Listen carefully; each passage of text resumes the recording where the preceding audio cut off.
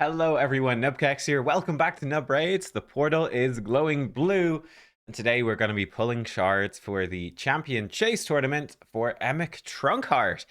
The highest, maybe, ever points for needed to do a fusion before 3,650 to get the fragments here. So that's a little bit rough. Now, if you have been saving your fragments up, it does mean that you can summon up. So we're actually going to start off with a double fire gun Isabel here.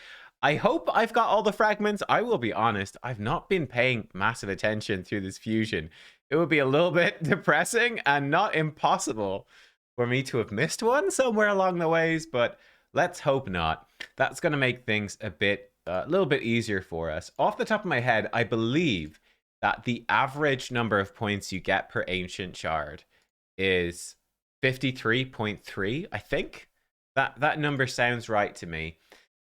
So like if you didn't have any fragments saved up by 53.3, you would be I did 52.3. You'd be looking at 68 shards roughly to get these fragments, which is definitely a little bit high.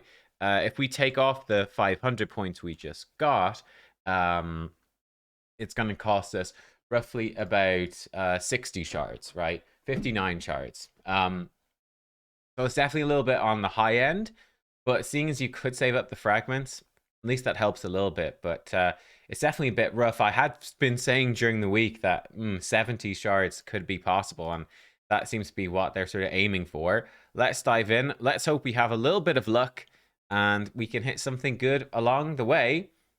Let's go, shall we? Let's start pulling.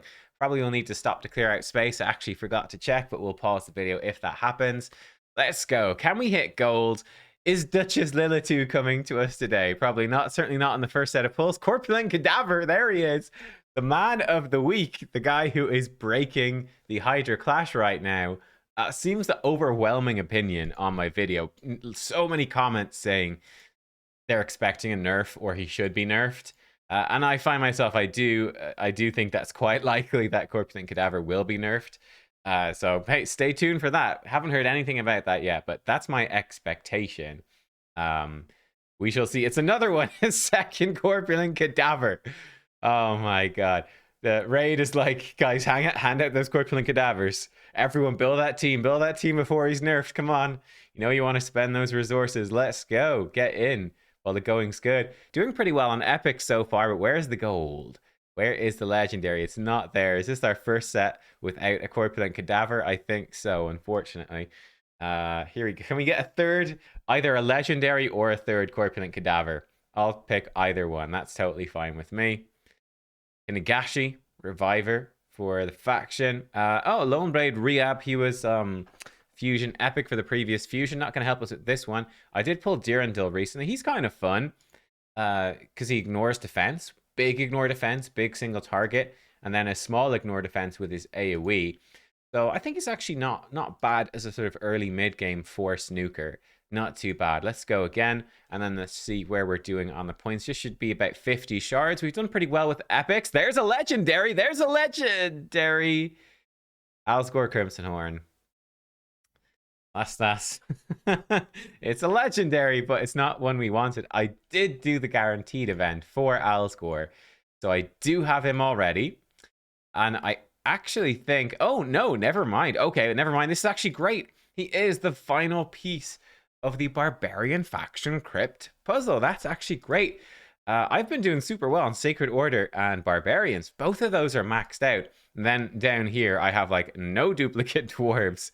No duplicate Sylvans, they're kind of new. Only just got my first duplicate for Undead, so I've really been focusing on these two factions. There's not that many, I'd say, super meta. Are there Barbarians endgame? Like Valkyrie would be the big one. I don't have a Valkyrie, though, unfortunately. But that's cool. 10 speed for all of those legendaries is nice. I might... You know, you could empower Alsgore at some point. That is doable. Like out of all these champions I have right here, actually more speed for Kantra is really nice as well. More speed for Turvold. Okay, Yakarl I don't actually use now, but he could come back into the Fire Knight team. It's possible. Still always good. So yeah, actually a nice faction to get the speed for. If I ever got an Ursaga, if I ever got to Hanorak, If I ever got, I doubt I'll get him, but if I ever got Cronam, that would be cool. Okay, we'll take it. You know, that is not the worst. Who did we get that was new? We've got two new champions? Say what? Oh, Yalagurna is new. I guess I skipped the fusion. I didn't realize that. Yalagurna is new. She's absolutely terrible champion. This champion sucks. Single target, block buffs, block active skills. Okay. AoE decrease attack. A1 increase attack if she kills an enemy. Revive someone if she kills an enemy, but she's got really bad attack stats. This champion is just bad. Who's new in the dwarves? Oh, Isbel, of course. Well, that's not a surprise. All right, cool. Well, there we go. Not too bad. Is that enough? We hit legendary. I feel like we got a lot of epics. We are fairly lucky. It is. That has been enough. That has been enough to grab her. We could go further and grab the legendary tome, but honestly, I think I'll just stop there and save 100 shards in the bank. We have gems stockpiled.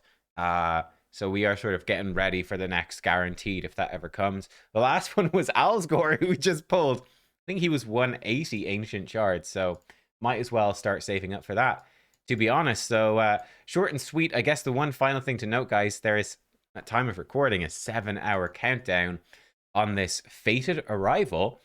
So this is quite interesting. I think certainly, you know, it's not a Forge Pass. We just had the new Forge Pass go live. I'll mention that, actually. Nice tip about that too. Something to consider if you're a spender, right? But this is cool. We could all be getting, I think the most likely thing is we're all going to be getting a free legendary, a login legendary, possibly starting later today. That looks fairly likely. So stay tuned on the channel.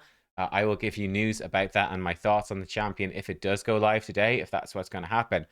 My guessing is that it probably will. So, hey, even if you don't get a legendary today, hopefully you're going to get a really good one from login. The login ones have tended to be extremely good. So that's pretty hopeful. The other thing I will mention, I have bought the Forge Pass myself. This is something for you to consider if you're a spender, if you're more hardcore. Bolster set, that big protected shield and healing per turn. I think with Hydra Clash coming in, okay, where you're going to be able to get stone skin accessories, we are currently second place. We're being kind of smashed by these guys. This clan, shock and awe, with less than half the keys are almost at our score. So I think we're going to be fighting over third place from the look of it.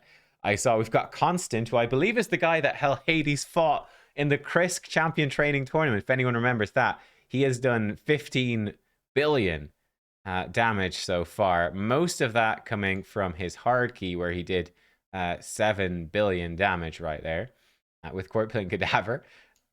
Pretty nifty, and he's got a nice juicy what's that, brutal, pretty damn good brutal team. 240 million, that's really nice as well. Me wants the Necrizia, that's all I can say. Me wants a Crizia. But with stone skin accessories coming in, I think there's a good chance that for like champions like Pythion, Duchess, whatever, 4-set bolster plus a 4-set stone skin looks really strong. Especially, yeah, if you consider Pythion, he comes in, the stone skin protects him from debuffs, and he's got a big shield. He can cleanse everyone.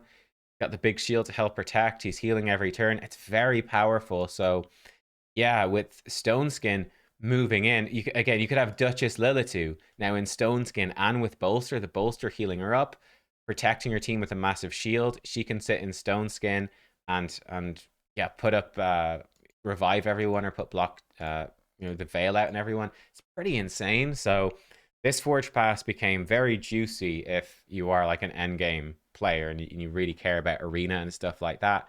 If you're earlier game, you know, the meta is going to change by the time you get there, and I'd never pressure anyone into spending, but it is just something worth noting. But look, there you go, guys. Good luck with your own pulls. Hopefully they go well. We got a legendary. I guess I can't complain. I'll go update my Mercy tracker, and yeah, I'll see you all possibly later today to figure out what GS is going to be. See you soon, maybe. Goodbye.